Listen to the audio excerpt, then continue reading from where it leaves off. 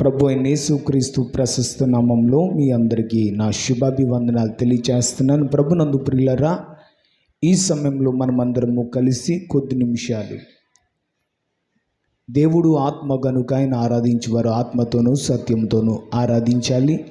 కండ్లు మూసుకొని మోకరించి రెండు చేతులు పైకెత్తి దేవునికి సమస్త ఘనత మహిమ ప్రభావములు కలుగునట్టుగా స్తోత్రాలపన చేద్దాం. హల్లెలూయా హల్లెలూయా హల్లెలూయా హల్లెలూయా హల్లెలూయా హల్లెలూయా హల్లెలూయా. ఇంకొంచెం గట్టిగా చెప్పగలరా? ఇంకొంచెం గట్టిగా చెప్పగలరా? హల్లెలూయా హల్లెలూయా హల్లెలూయా హల్లెలూయా హల్లెలూయా హల్లెలూయా హల్లెలూయా హల్లెలూయా హల్లెలూయా హల్లెలూయా హల్లెలూయా హల్లెలూయా.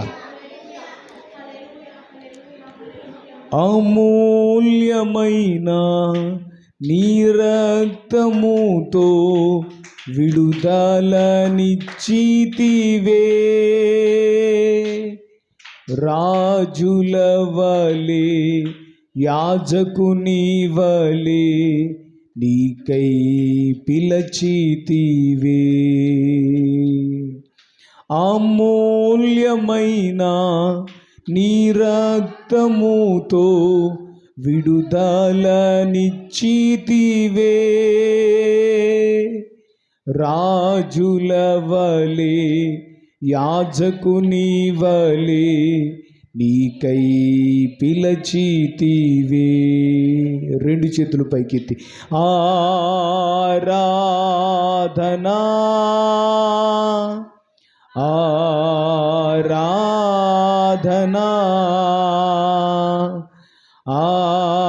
ఆరాధనా ఆరాధనా.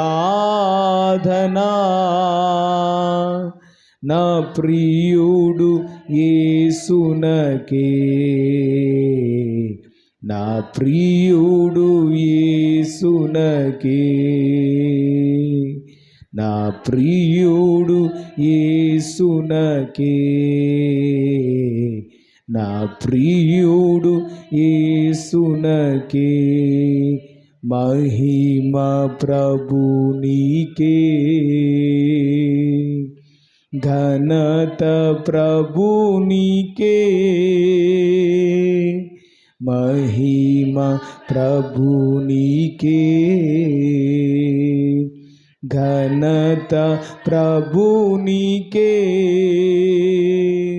స్తుతులు వందన స్తోత్రములు పరిశుద్ధ ప్రభునికే.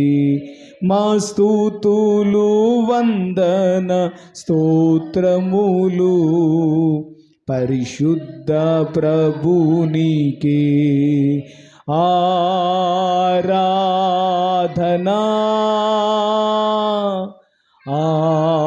ఆరాధనా ఆరాధనా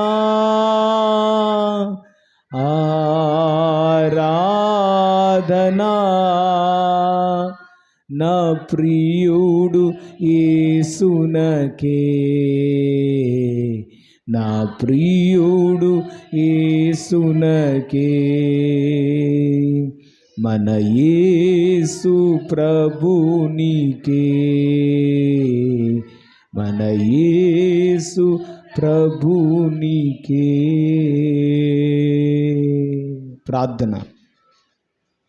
మమ్ములను అతి మికిలిగా ప్రేమిస్తున్న మా ప్రియ పరలోకపు తండ్రి, నీ ఘనమైన పవిత్రమైన ఉన్నతమైన మహోన్నతమైన నామమునకు కృతజ్ఞతాస్తుతులు స్తోత్రాలు చెల్లిస్తూ ఉన్నాను. మా ప్రియమైన తండ్రి, మరొక దినాన్న ఈ శక్తివంతమైన ఉపవాస దీక్షలో నీ ప్రియ బిడ్డలమైన మేమందరము పరిశుద్ధ సంఘముగా కూడుకొని నీ గొప్ప నామమును స్తుతించి గణపరిచి ఆరాధించే గొప్ప భాగ్యము మాకు ఇచ్చినందుకు వందనాలు.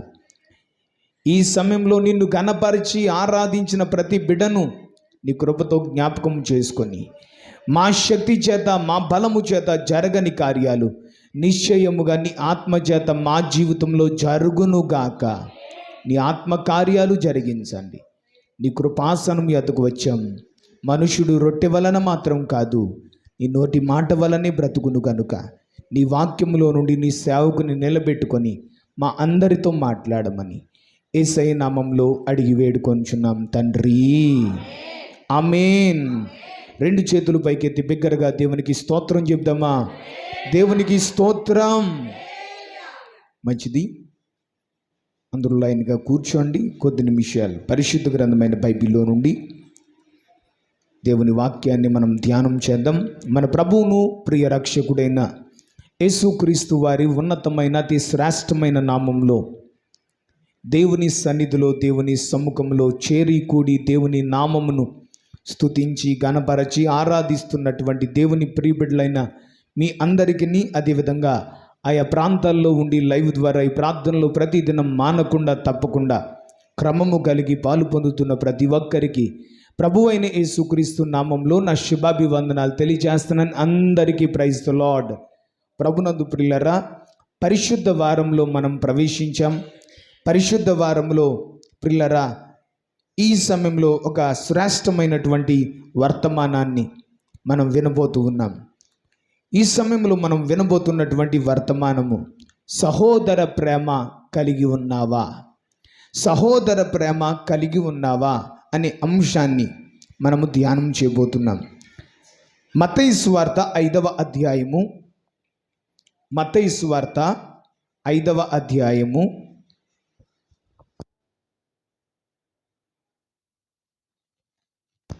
మత్తయి సువార్తలో 5వ అధ్యాయము 21, 22 వచనాలు చదువుకుందాం. మత్తయి సువార్త 5వ అధ్యాయము 21, 22 వచనాలు చదువుకుందాం. నరహత్య చేయవద్దు, నరహత్య చేయువాడు విమర్శకు లోనగునని పూర్వీకులతో చెప్పబడిన మాట మీరు విన్నారు కదా. నేను మీతో చెప్పినది ఏమనగా, తన సహోదరుని మీద కోపపడు ప్రతివాడు విమర్శకు లోనగునని తన సహోదరుని చూచి వ్యర్థుడా అని చెప్పువాడు మహాసభకు లోనగును. ద్రోహి అని చెప్పువాడు నరకాగ్నికి లోనగును. దేవుడు ఈ వాక్యంలో నుండి మనందరితో మాట్లాడునుగాక. మీలో చాలామందికి ధర్మశాస్త్రాన్ని యేసుక్రీస్తు ప్రభులు వారు సవరించారు అనే విషయం మీలో కొంతమందికి తెలియకపోవచ్చు. ఆజ్ఞల సవరణ, అద్భుత వివరణ. యేసుక్రీస్తు ప్రభులు వారు సీనాయి కొండ మీద మోషే దైవజనుని ద్వారా ఇవ్వబడినటువంటి ధర్మశాస్త్రాన్ని ఆయన సవరించాడు. మత్తయి సువార్త 5వ అధ్యాయంలో 10 ఆజ్ఞలలో ఒక ఆజ్ఞ నరహత్య చేయవద్దు. 10 ఆజ్ఞలలో ఒక ఆజ్ఞ నరహత్య చేయవద్దు అని మీ పూర్వీకులతో చెప్పబడిన మాట మీరు విన్నారు కదా. ఎవరితో చెప్పారట మాట? ఎప్పుడు, ఎక్కడ పూర్వీకులతో చెప్పబడింది అని అంటే, అరణ్య ప్రయాణములో ఇశ్రాయేలీ ప్రజలకు ధర్మశాస్త్రము ద్వారా మోషే ద్వారా మన పూర్వీకులైన మన పితరులతో దేవుడు చెప్పాడు. ఏమనంటే, నరహత్య చేయవద్దు, నరహత్య చేయువాడు విమర్శకు లోనగును. నరహత్య చేయువాడు, విమర్శ అంటే అర్థం ఏంటంటే తీర్పు. విమర్శ అంటే తీర్పుకు లోనై ఆ తీర్పు ద్వారా నిత్య నరకాగ్నికి వెళ్ళిపోతాడు నరహంతకుడు, నరహత్య చేయువాడు అని ధర్మశాస్త్రంలో ఒక ఆజ్ఞ వ్రాయబడింది. ఆ ఆజ్ఞను ప్రియులారా యేసుక్రీస్తు ప్రభులు వారు సవరిస్తూ, ఆజ్ఞల యొక్క సవరణ, అద్భుతమైన వివరణ ఏంటంటే 22వ వచనానికి వచ్చేసరికి, నేను మీతో చెప్పినది ఏమనగా, అక్కడేం చెప్పాడు? మీ పూర్వీకులతో చెప్పబడిన మాట. ఏ మాట అది? నరహత్య చెయ్యవద్దు. అది మీ పూర్వీకులతో చెప్పబడిన మాట. నరహత్య చేయువాడు విమర్శకు లోనగును అని చెప్పాడు. ఇప్పుడు నేను చెప్పే మాట ఏంటంటే, తన సహోదరుని మీద కోపపడు ప్రతివాడు విమర్శకు లోనగును. ఆజ్ఞల సవరణ, ఆజ్ఞను, నరహత్య చేయవద్దు అన్న ఆజ్ఞను యేసుక్రీస్తు ప్రభులు వారు ఏ విధంగా సవరించారంటే, తన సహోదరుని మీద కోపపడు ప్రతివాడు విమర్శకు లోనగును. అర్థమైందా మీకు? ధర్మశాస్త్రంలో నరహత్య చేస్తేనే, ఒక మనిషిని చంపితేనే విమర్శకు లోనవుతాడు అని చెప్పాడు. కానీ క్రొత్త నిబంధనకు వచ్చేసరికి తన సహోదరుని మీద కోపపడు ప్రతివాడు కారణం లేకుండా, ఏ కారణము లేకుండా, చీటికి మాటికి, చిన్నదానికి పెద్దదానికి, తాడు బొంగరం లేకుండా, కొంతమంది పిల్లరా ఇంకా నోటికి ఎంత వస్తే అంత, కొంతమందికి కోపం పీక్స్లో ఉంటుంది అన్నమాట. లిమిట్స్ కాదు, లిమిట్స్ క్రాస్ అయిపోయి బౌండరీలు దాటేసి పీక్స్లో ఉంటుంది. ఆ కోపం వచ్చినప్పుడు పిల్లరా వాళ్ళు ఎలాంటి మాటలు మాట్లాడతారో వాళ్ళకి తెలియదు, ఎలా బిహేవ్ చేస్తారో వాళ్ళకి తెలియదు. వస్తువులు పగలగొట్టేస్తారు, అవసరమైతే భార్యను కొట్టేవాళ్ళు ఉన్నారు, భర్తను కొట్టేవాళ్ళు ఉన్నారు. వాళ్ళిద్దరు కోపాన్ని తీర్చుకోవడానికి మధ్యలో పిల్లల్ని బాధేసేవాళ్ళు కూడా ఉన్నారు. నా ప్రియులరా, ఇక్కడ దేవుడు ఏమని చెప్తున్నాడంటే, తన సహోదరుని మీద కోపపడు ప్రతివాడు విమర్శకు లోనగును. కోపపడితేనే, అక్కడ నరహత్య చేస్తేనే విమర్శకు లోనగును అని అన్నాడు. కానీ ఇక్కడ కోపపడితేనే విమర్శకు లోనైపోతాడు. కోపమే పాపము, కోపపడుడి కానీ పాపము చేయకుడి. మీ కోపము సూర్యుడు అస్తమించే వరకు నిలిచి ఉండకూడదు అని చాలా స్పష్టంగా చెప్తున్నాడు తన లేఖనముల ద్వారా. ఇకపోతే ఇంకొంచెం క్రిందకి వెళ్తే అక్కడ అంటాడు, తన సహోదరుని చూచి, ఎవడైనా సరే తన సహోదరుని చూచి వ్యర్థుడా అని చెప్పువాడు మహాసభకు లోనగును. సహోదరుని మీద కోపపడువాడు విమర్శకు లోనగును. సహోదరుని చూచి వ్యర్థుడా ఏమనకూడదట. ఆ మాట మీరు ఎప్పుడైనా మాట్లాడారా మాట? వ్యర్థుడా అంటే అర్థం ఏంటో తెలుసు? ఎందుకు పనికి రానివాడా. మాట్లాడారు ఎప్పుడైనా?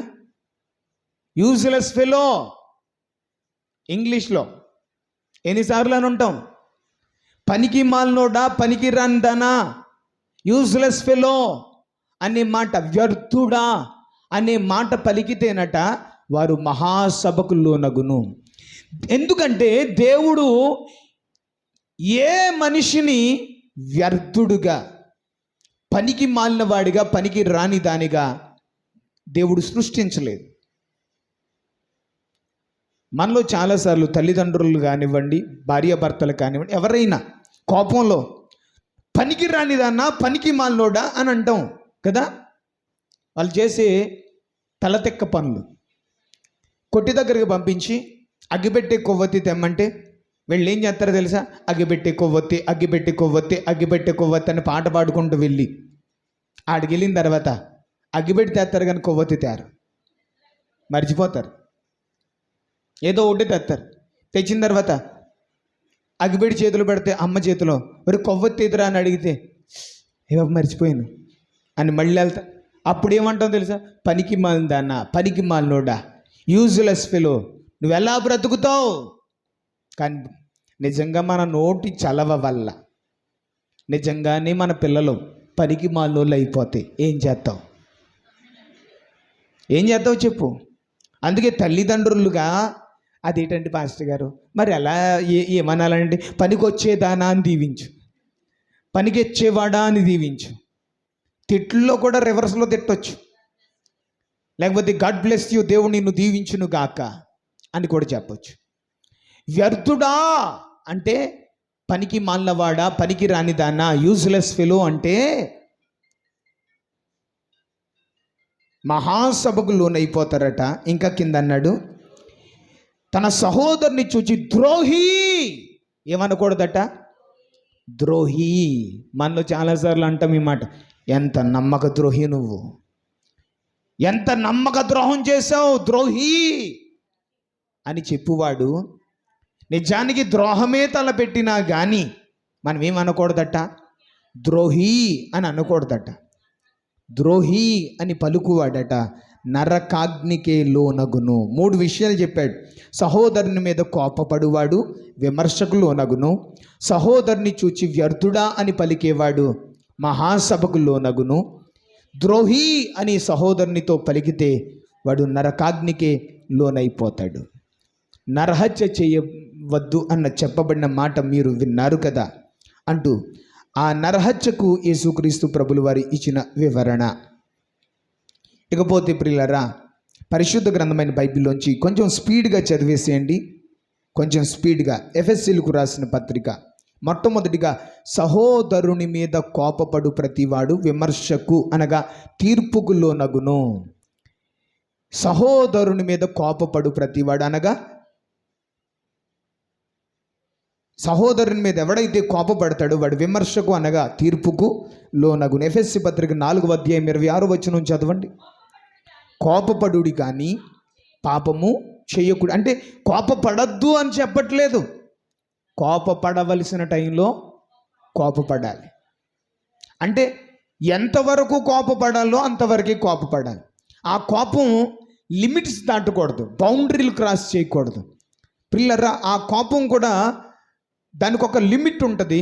కోపపడుడి కానీ పాపము చేయకుడి, సూర్యుడు అస్తమించు వరకు మీ కోపము నిలిచి ఉండకూడదు.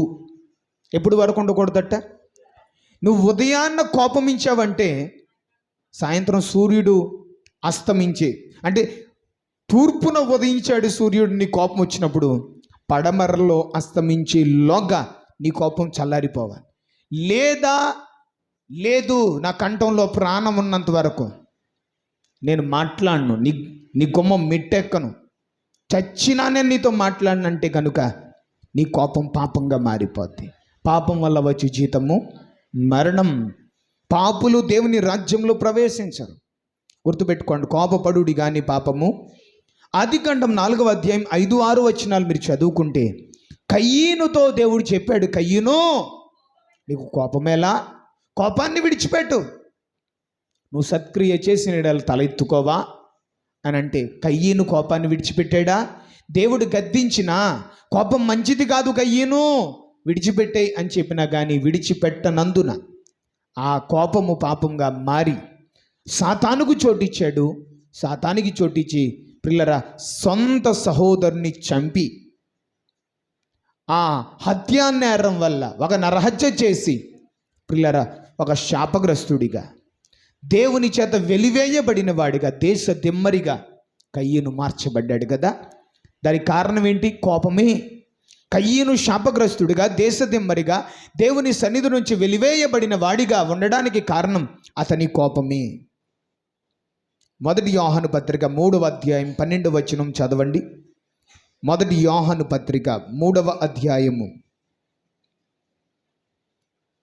1 యోహాను పత్రిక 3:12. మనము కయ్యీను వంటి వారమై ఉండరాదు. వాడు దుష్టుని సంబంధి అయి తన సహోదరుని చంపెను. వాడు అతనిని ఎందుకు చంపెను? తన క్రియలు చెడ్డవియు తన సహోదరుని క్రియలు నీతి గలవియునై ఉండెను గనుకనే కదా. దేవునికి స్తోత్రం చెప్దామా. మనము ఎలాంటి వారిగా ఉండొద్దని దేవుడు చెప్తున్నాడు. మనము కయ్యీను వంటి వారమై ఉండరాదు. అంటే కయ్యీను వంటి కోపిష్ఠులుగా మనం ఉండకూడదట. కయ్యీను తన కోపం వల్ల తీవ్రమైనటువంటి విపరీతమైనటువంటి కంట్రోల్ లేనటువంటి కోపము వలన అపవాదికి చోటిచ్చాడు. అక్కడ వాడు ఎవడ సంబంధం రాశాడు? అక్కడ వాడు దుష్టుని సంబంధి. అంటే విపరీతమైనటువంటి కంట్రోల్ లేని తన కోపం వల్ల దుష్టునికి చోటిచ్చాడు. ఎవరికి చోటిచ్చాడు? అపవాదికి చోటిచ్చి ఆ కోపం వల్ల ప్రియులారా పాపము చేసి ఒక శాపగ్రస్తుడిగా తన సహోదరుని చంపి భయంకరమైనటువంటి పాపాన్ని శాపాన్ని మూటగట్టుకున్నాడు. అందుకే మనము కయ్యీను వంటి వారిగా ఉండరాదు. కయ్యీను వంటి కోపగ్రస్తులుగా కోపిష్ఠులుగా ఉండకండి అంటూ దేవుడు తన లేఖనములోంచి మనలను హెచ్చరిస్తున్నాడు. కయ్యీనుకు కోపం ఎందుకు వచ్చిందంటే తన క్రియలు చెడ్డవి. కయ్యీను క్రియలు. ఈరోజు చాలామందికి మనం నచ్చం. మనం మంచిగా బ్రతికిన, నీతిగా బ్రతికిన, పరిశుద్ధంగా బ్రతికిన, భక్తిగా బ్రతికిన, యథార్థంగా బ్రతికిన మనం నచ్చట్లేదు. మన మీద కోపము, పగ, ద్వేషము, అసూయ ఇవన్నీ కలిగి ఉంటున్నారంటే కారణం ఏంటంటే మన క్రియలు నీతి గలవి, వారి క్రియలు చెడ్డవి. కయ్యనుకు హేబేలు మీద ఎందుకు కోపం వచ్చింది? హేబేలు క్రియలు చెడ్డవా? లేదే, నీతి క్రియలు, మంచి క్రియలు కలిగి ఉన్నాడు. తన క్రియలు చెడ్డవైనందునే కదా కయ్యనుకు కోపం వచ్చింది.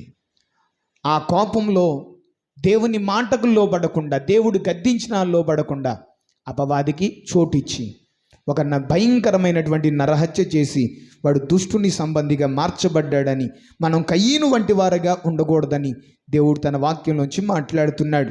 యాకోబు రాసిన పత్రిక 1వ అధ్యాయము 19-20 వచనాలు చదువుదాం.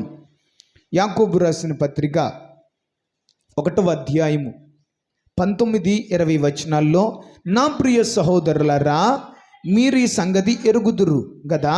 చూడండి, దేవుడు మనతో మాట్లాడిన, నా ప్రియమైనటువంటి సహోదరులారా మీరు ఈ సంగతి ఎరుగుదురు కనుక ప్రతి మనుష్యుడు వినుటకు వెగిరపడువాడును, మాటలాడుటకు నిదానించువాడును, కోపించుటకు నిదానించువాడై ఉండవలెను. ఎందుకనగా నరుని కోపము దేవుని నీతిని నెరవేర్చదు. దేవునికి స్తోత్రం. దేవుడు మనకి ఏం నేర్పిస్తున్నాడంటే, సహోదరులారా మీరు ఈ సంగతి ఎరుగుదురు, ప్రతి మనుష్యుడు వినుటకు వేగిరపడాలి. సాధారణంగా మనకున్న జబ్బు ఏంటో తెలుసా? మన మాటే అందరూ వినాలి, ఎవరి మాట మనం వినం. అర్థమవుతుందా? నా మాటే వినాలి, నా మాటే పైన ఉండాలి అని అనుకుంటా. నేను మీకు ఒక మాట అడుగుతా, దేవుడు ఒకే నోరు ఇచ్చి 2 చెవులు ఎందుకు నిర్మించాడు? నోరు 1, చెవులు 2. ఎందుకు? ఎక్కువ వినాలి, తక్కువ మాట్లాడాలి. కానీ మనం పొల్టా పూర్తిగా మతానికి వ్యతిరేకం. మనం ఎక్కువ మాట్లాడతాం. వాగుడుకాయలాగా వీళ్ళమ్మ వీళ్ళకి ఏమైనా కడుపులో ఉన్నప్పుడు వసపోసిందా? కొంతమంది మాట్లాడితే తల బాధ వచ్చేద్ది, బుర్ర హీట్ ఎక్కిపోద్ది. వచ్చేసాడు బాబు జండుబాం, జిడ్డు బ్యాచ్ అనిపిస్తుంది. అలాగా తక్కువ మాట్లాడాలి, ఎక్కువ విని నేర్చుకోవాలి. వినదగునెవ్వరు చెప్పిన వినినంతనే వేగపడక వివరింపదగున్, కనికల్ల నిజము తెలిపిన మనుజుడెపో నీతిపరుడు మహిళో సుమతి. సుమతి శతకంలో ఒక పద్యం అది. ఎవరు చెప్పినా వినాలి అంటే ఒకవైపే వినకూడదు, 2 వైపులా వినాలి. ఒకవైపే వింటే ఇదే కరెక్ట్ అనిపిస్తుంది. కానీ 2 వైపులా విన్నప్పుడు అమ్మ బాబోయ్, ఆ వైపును విన్నప్పుడు ఆవిడే కరెక్ట్ అనుకున్నాను, కానీ ఇటువైపు విన్న తర్వాత ఆవిడే రాంగ్ అని తేలిపోద్ది. అంటే ఎవరు చెప్పినా వినాలి, విన్న వెంటనే డిసిషన్ తీసుకోకూడదు, నిర్ణయాలు తీసుకోకూడదు, తొందరపడి నిర్ణయాలు తీసేసుకోకూడదు. కానీ విన్నంతని వేగపడక ఆలోచించాలి. ఆలోచించి అప్పుడు ఆలోచించిన తర్వాత అటు ఇటు విన్న వాటిని బట్టి ఆలోచిస్తే కనికల్ల నిజము తెలిసిన మనుజుడిపో నీతిపరుడు. ఎవరిలో నిజముందో, ఎవరిలో న్యాయం ఉందో, ఎవరిలో నీతి ఉందో తెలిస్తే, అయ్యో నేను అనవసరంగా అపార్థం చేసుకున్నానే, అనవసరంగా పొరపాటు పడిపోయానే అంటూ, పిల్లరా ఎవరిలో నీతి ఉందో వాళ్ళని బట్టి కొంచెం లేట్ అయినా, అబద్ధం ఈరోజు ఆకాశమంతా ఎదిగిపోయినా, అబద్ధం ఊరంతా వ్యాపించేసినా కానీ నిజం నిప్పు లాంటిది. ఏదో ఒక రోజు ఖచ్చితంగా, ఆలస్యమైనా కానీ నిజం నిప్పు లాంటిది. జనాలు నిజం తెలుసుకున్న తర్వాత అయ్యో ఎంత పొరపాటు పడ్డాను, ఎంత అపార్థం చేసేసుకున్నాను అని చెప్పి అనుకుంటారు. నా ప్రియులారా, అందుకే ప్రతి మనుషుడు వినుటకు వేగిరపడాలట. వినుటకు వేగిరపడాలి. మాట్లాడడానికి నిదానించడం అంటే ఏంటి? ఆచితూచి. మనం నోటంట బయలు వెడలేని మాట ఎంత దూరం వెళ్తుందో, అది ఎంత లోతుగా వెళ్తుందో, దానివల్ల మనం వదిలిన ఈ బాణం, నేను వాడుతున్న మాటలు చూస్తున్నారా, మాటల తోటలు మామూలుగా ఉండవు. ఈ నోటి మాట కోసం యాకోబు రాసిన పత్రికలో 3వ అధ్యాయంలో ఏమన్నాడో తెలుసా? 6వ వచనంలో, నాలుక అగ్నియే. నాలుకేటట కొంపలకి నిప్పులు పెట్టేద్ది. కొంపలకి ఏం పెట్టేద్ది?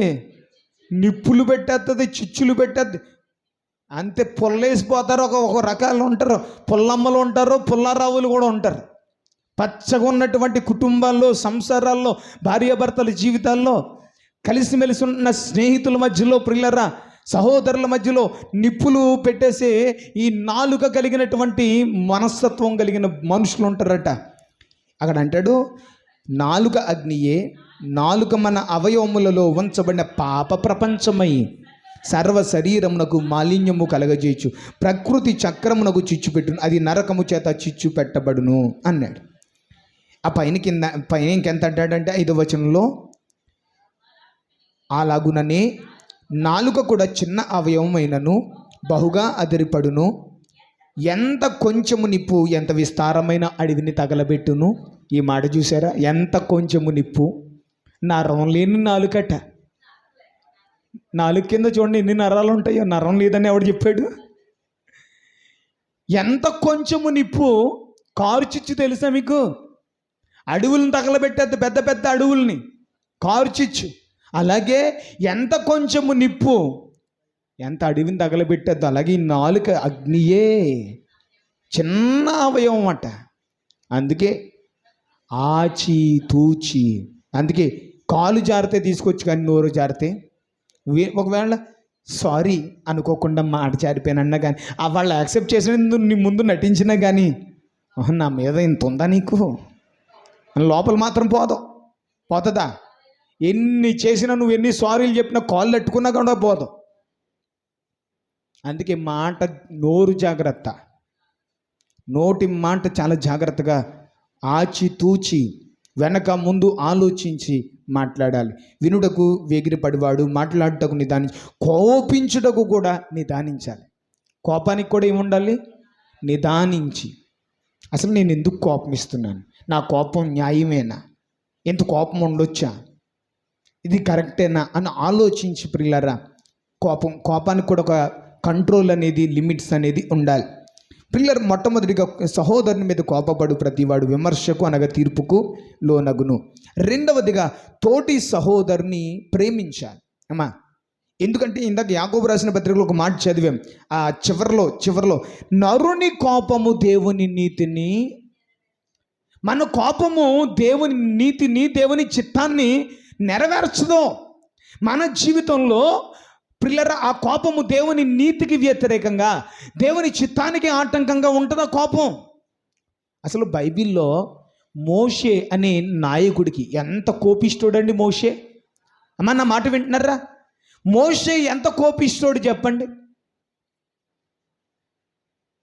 ఒక హెబ్రీయుడు ఐగుప్తీయుడు పొట్లాడుకుంటుంటే మోషే చూశాడు. తన సొంత బలంతో ఇశ్రాయేలులను విడిపించాలని అటు ఇటు చూశాడు. చూసి ఒక్క దెబ్బతో, ఒక్క గుద్దుతో చంపేశాడండి.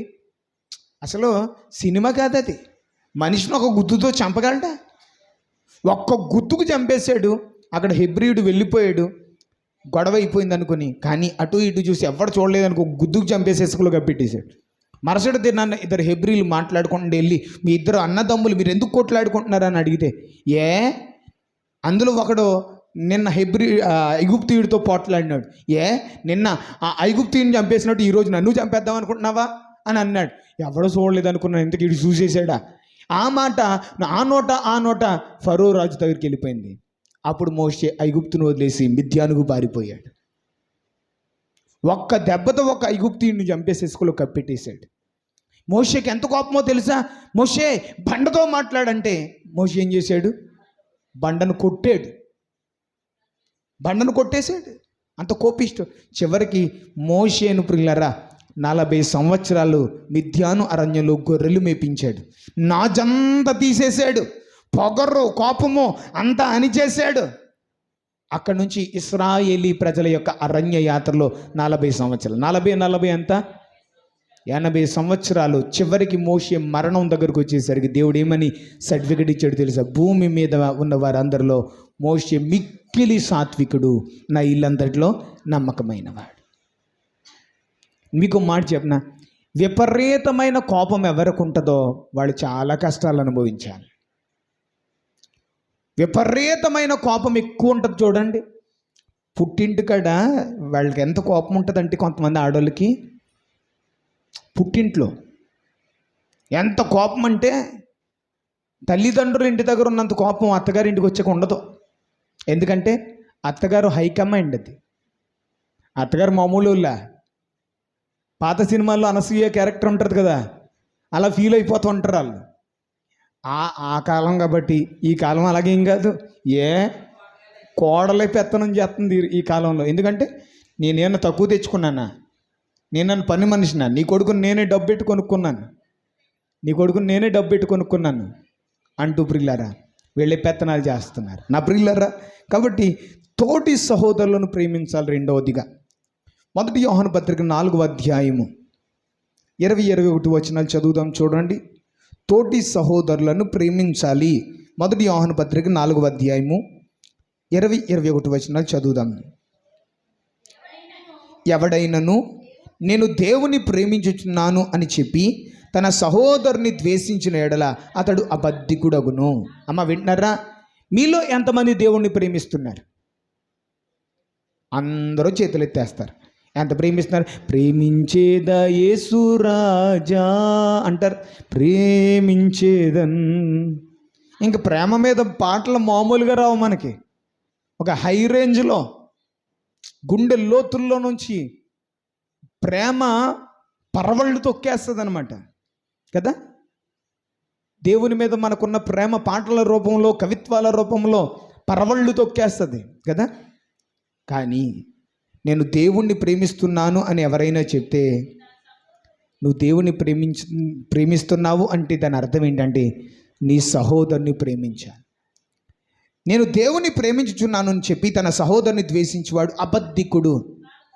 తాను చూడని దేవుని తాను చూచిన తన సహోదరుని ప్రేమింపనివాడు తాను చూడని దేవుణ్ణి ఎలా ప్రేమించును? బబ్బబ్బబ్బబ్బా, ఏం మాట్లాడివి! తను చూసే సహోదరుణ్ణి ప్రేమించలేనోడు చూడని దేవుణ్ణి ఎలా ప్రేమిస్తాడు? దేవుణ్ణి ప్రేమిస్తున్నాను అంటావు. నీ సాడి సహోదరుడు ఆకలితో ఉన్నాడు. ఆకలితో ఉన్నవాడికి అన్నం పెడుతున్నావా? ఇంటికి వస్తాడు ఒక్కొక్కడు, అమ్మా బట్టలు లేవమ్మా. ఈ మధ్యకాలంలో ఇది ఫ్యాషన్ అయిపోయింది, ఎవరికి ఇవ్వాలో తెలియట్లేదు. ఈ మన బట్టలన్నీ పోగు చేసుకుని వాళ్ళ పట్టుకెళ్ళిపోయి అమ్మేసుకుంటున్నారు. ఎవరికి ఇవ్వాలో తెలియట్లేదు. అందులో కూడా ప్రియులరా నిజాయితీగా ఉన్న వాళ్ళు ఉంటారు, నిజంగానే బట్టలు వస్త్రహీనులు ఉంటారు. వాళ్ళకి ఇవ్వండి. ఆకలి అన్న వాళ్ళకి అన్నం పెట్టండి. మన కడుపు మార్చుకునైనా పెట్టాలి. ఎందుకంటే అది సహోదరి ప్రేమ. చెయ్యి ఖాళీ లేదు అని ఎప్పుడు చెప్పుకో. పైకి వెళ్ళిరా అన్నావనుకో, ఆడు పైకి వెళ్ళొత్తులోకి మనం పైకి పోతామేమో. నా మాటలు ఇలాగే ఉంటాయి. పైకి వెళ్ళిరా అనకూడదు. చెయ్యి ఖాళీ లేదంటే దేవుడు నీ చేతి నిండా ఆశీర్వాదం పెట్టాడు. నువ్వు చెయ్యి ఖాళీ లేదన్నందుకు నీ చెయ్యి అంత ఖాళీ అయిపోద్ది. అలాంటి మాటలు మాట్లాడకండి. అక్కడ అంటున్నాడు, కనిపించే సహోదరుని ప్రేమింపనివాడు తాను చూడని దేవుడిని ఎలా ప్రేమిస్తాడు? మరి ధనవంతుడు ఎందుకు నిత్య నరకాగ్నికి వెళ్ళిపోయాడు? తన వాకిట్లో పడి ఉన్నటువంటి పేద లాజరుకు. వాడు కుక్కల్ని పెంచుకుంటున్నాడు, మొక్కల్ని పెంచుకుంటున్నాడు. ఈరోజు మనిషి దేన్ని పెంచుతాడు? మొక్కలంటే ప్రేమ, కుక్కలంటే ప్రేమ, జంతువులను ఎంత బాగా ప్రేమించేస్తాడు. సాటి మనిషిని ప్రేమించలేని దౌర్భాగ్యులుగా జీవిస్తూ ఉంటాం. కుక్కల కంటే మొక్కల కంటే హీనుడే మనిషి.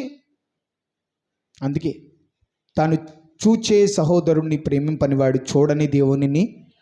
అందుకే కదా దేవుడు ఏమంటున్నాడు తెలుసా?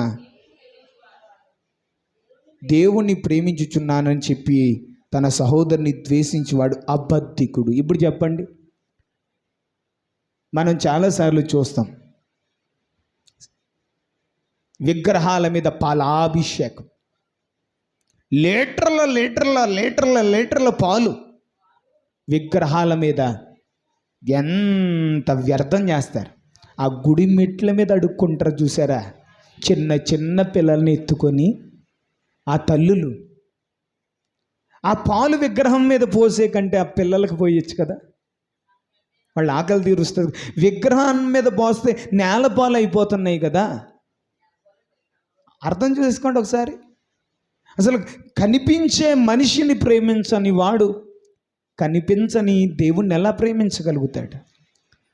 అసలు దేవుడు ఎలా ఉంటాడు అని అంటే మీకు చెప్తాను. ఇంకా ఈ మొదటి యోహాను పత్రికలో ఇంకొన్ని విషయాలు చదివేసేయండి. మొదటి యోహాను పత్రికలో 2వ అధ్యాయం 9-10 వచనాలు చదివేద్దాం. 9, 10, 11 వచనాలు. 2వ అధ్యాయము 9, 10, 11. వెలుగులో ఉన్నానని చెప్పుకొనొచ్చు తన సహోదరుని ద్వేషించేవాడు ఎప్పటి వరకు చీకటిలోనే ఉన్నాడు. నేను వెలుగు సంబంధిని యేసయ్య లోకమునకు వెలుగు, ఆయన వెంబడిస్తున్న నేను వెలుగు సంబంధిని అని అనుకుంటున్నావు. కానీ తన సహోదరుని ద్వేషించేవాడు ఎప్పటికీ, వాడు ఎంత భక్తుడైనా, ఎంత వాక్యం తెలిసినోడైనా, ఎంత సీనియర్ మోస్ట్ క్రైస్తవుడైనా ఎప్పటికీ కూడా చీకటిలోనే ఉన్నాడు, చీకటి సంబంధి. తన సహోదరుని ప్రేమించువాడు వెలుగులో ఉన్నవాడు, అతని యందు అభ్యంతర కారణమేదియో లేదు. తన సహోదరుని ద్వేషించువాడు చీకటిలో ఉండి చీకటిలో నడుచుచున్నాడు.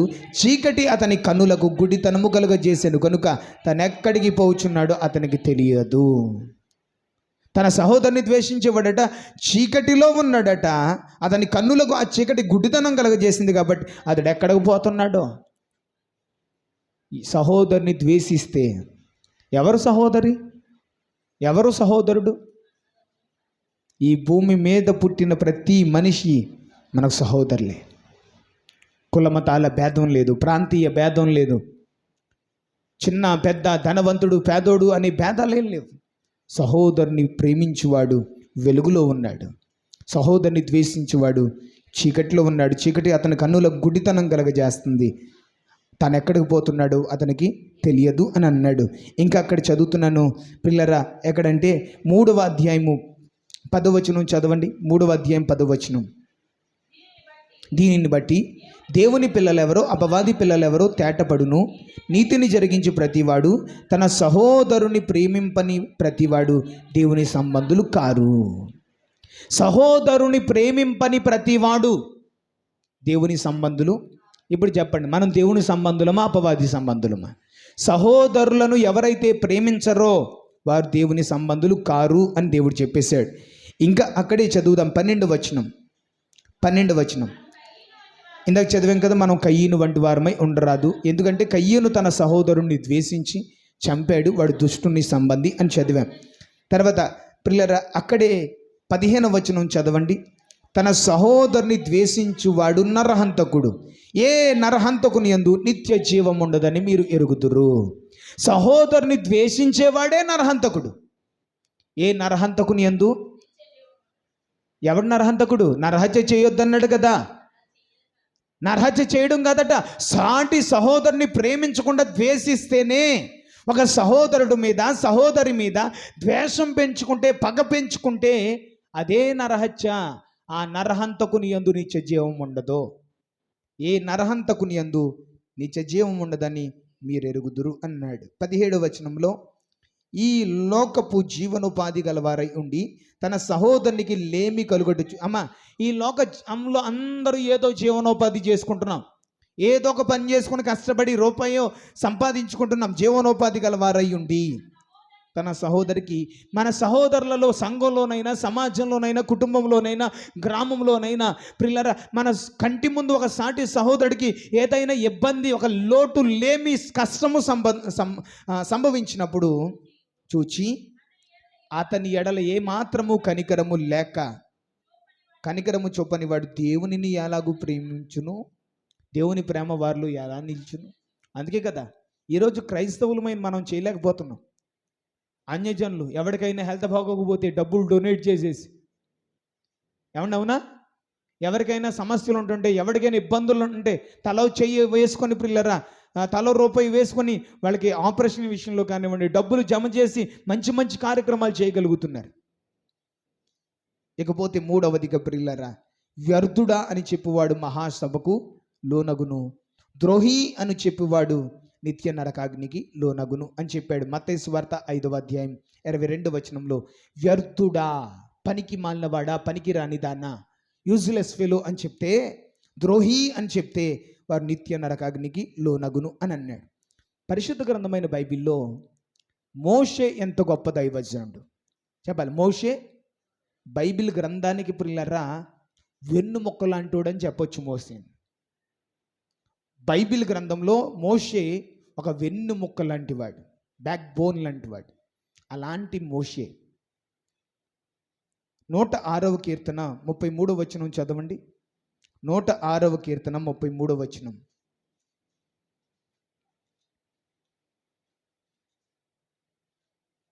106వ కీర్తన 33వ వచనం. ఎట్లనగా, నేను చదువుకోనా? ఎట్లనగా వారు అతని ఆత్మ మీద తిరుగుబాటు చేయగా అతడు తన పెదవులతో కాని మాట పలికెను. ఎవరు? అరణ్య ప్రయాణంలో దైవజనుడైనటువంటి గొప్ప నాయకుడైనటువంటి మోషే.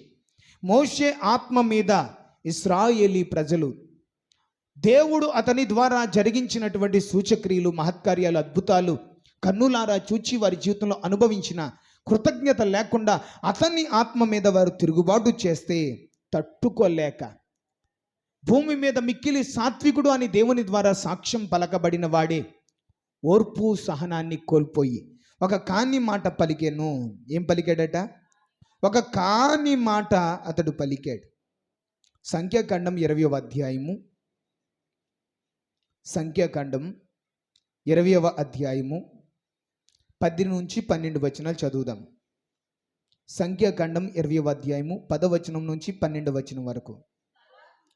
తరువాత మోషే అహరోనులు ఆ బండ ఎదుట సమాజమును పోగు చేసినప్పుడు అతడు వారితో, ద్రోహులారా వినుడి.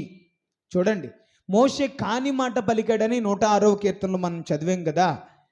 వీళ్ళు అరణ్య ప్రయాణంలో మారా అనే పిల్లర నీళ్లు లేక అలమటించిపోతున్నప్పుడు దేవుడు అన్నాడు, మోషే నువ్వు బండతో మాట్లాడు, నేను సమృద్ధిగా నీళ్ళు ఇస్తానంటే మోషే ఆత్మ మీద ఆ ఇజ్రాయేలీ ప్రజలు తిరుగుబాటు చేస్తే అతని ఓర్పు సహనం కోల్పోయి ఏమన్నాడు తెలుసా? ద్రోహులారా. ఏమన్నాడు? మత్తయి సువార్తలో ఏమని చదివాం మనం? వ్యర్థుడా ద్రోహి అని పలుకువాడు నిత్య నరకాగ్నికి లోనగును. ద్రోహులారా వినుడి, మేము ఈ బండలో నుండి మీ కొరకు నీళ్లు రప్పించవలెనా అనెను. అప్పుడు మోషే తన చెయ్యి ఎత్తి 2 మార్లు తన కర్రతో ఆ బండను కొట్టగా నీళ్లు సమృద్ధిగా ప్రవహించాను. బండ ఒక్కసారి కొట్టబడాలి. ఆ బండ క్రీస్తు అనబడిన బండ ఒక్కసారే కొట్టబడాలి. కానీ 2 సార్లు కొట్టాడు మోషే కోపంతో, విపరీతమైన కోపంతో 2 సార్లు కొట్టేశాడు. పైపెచ్చు ఒక మాట జారిపోయాడు, ద్రోహులారా అని అన్నాడు. ఆ మాట పలికినందున దేవుడు ఎంత సీరియస్ అయిపోయాడు తెలుసా? ఎంత తీవ్రమైనటువంటి నిర్ణయం దేవుడు తీసేసుకున్నాడు తెలుసా? పిల్లరా, అక్కడ చూడండి 12వ వచనంలో, అప్పుడు యెహోవా మోషే అహరోనులతో, మీరు ఇశ్రాయేలీల కన్నుల ఎదుట నా పరిశుద్ధతను సన్మానించినట్లు నన్ను నమ్ముకొనకపోతేరి గనుక ఈ సమాజమును నేను వారికిచ్చు దేశంలోనికి మీరు తోడుకొని పోరని చెప్పెను. ఇదిగో, ఇశ్రాయేలీ ప్రజల ఎదుట నన్ను సన్మానించలేదు, నా పరిశుద్ధతను మీరు సన్మానించకుండా కోపముతో నన్ను 2 సార్లు కొట్టావు మోషే. ఇదిగో, ఒక కాని మాట పలికినందున నేను ఇశ్రాయేలీ ప్రజలకు ఇస్తున్నటువంటి వాగ్దాన దేశంని నువ్వు కన్నులారా చూస్తావు కానీ అందులో ప్రవేశించవు అని దైవజనుడైన మోషేతో దేవుడు ఒక మాట అనేసాడు. మీకు ఒక మాట చెప్తాను.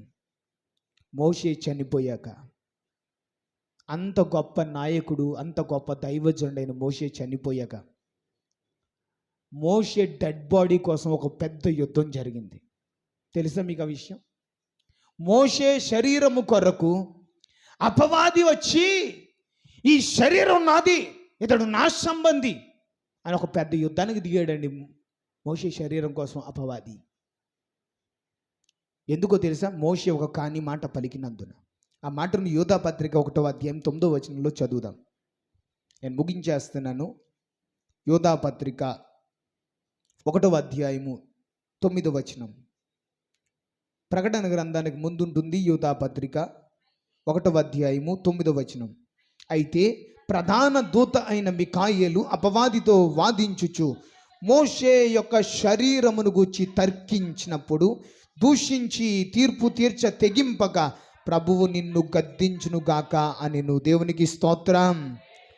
మోషే యొక్క శరీరమును గూర్చి మిఖాయేలు దేవదూతకు అపవాదికి పెద్ద యుద్ధమే జరిగిందట.